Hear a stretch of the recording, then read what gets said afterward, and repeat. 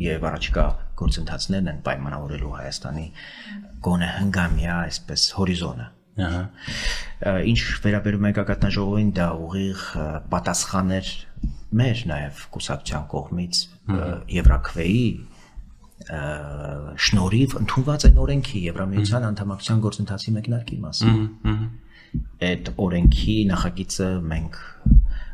քննարկել ենք ազգային ժողովի պրոֆիլային հանձնաժողովի հետ, ես Արտակ Զեյնալյանը, Լուսինե Հակոբյանը, մենք միասին ձևավորել ենք այդ օրակարգը։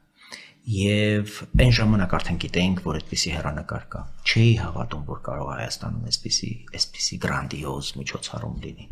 Բայց սա իհարկե Հայաստանի Եվրոպական միության անդամակցելու հանձնառության ուղղակի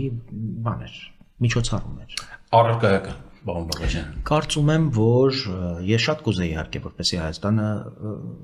ուղղակի այդպիսի հայտարարություն աներ, բայց ես գիտեմ, որ Հայաստանը ընտրություններից հետո գնալու է գործունք հայլերի, այդպիսի տեղեկություններ ունեմ, գոնե այդպիսի հավաստիացումներ են եղել եվրոպացի դեսպանների համար, բայց ինձ համար ավելի կարևոր էր Ռուսաստանի արձագանքը եւ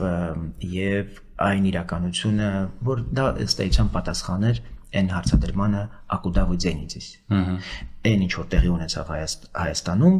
դրա պատասխաններ եւ իհարկե կարծում եմ սա սրանից բխող նաեւ հայ-ռուսական հարաբերությունները վերաֆորմատավորելու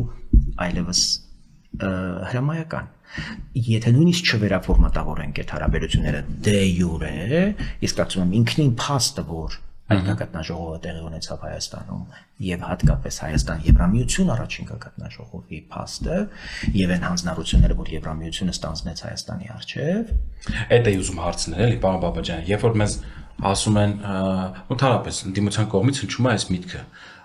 ո՞նց է գնում ԲՄ-ը, երբ որ ամբողջապես կախված ես կամ էական առումով կախված ես Ռուսաստանից, ինստիտուտներ, բիզնեսներ, դուք կոչում եք ընդդիմություն, կարող եք կոչել ամեն ինչ բացի ընդդիմությունից։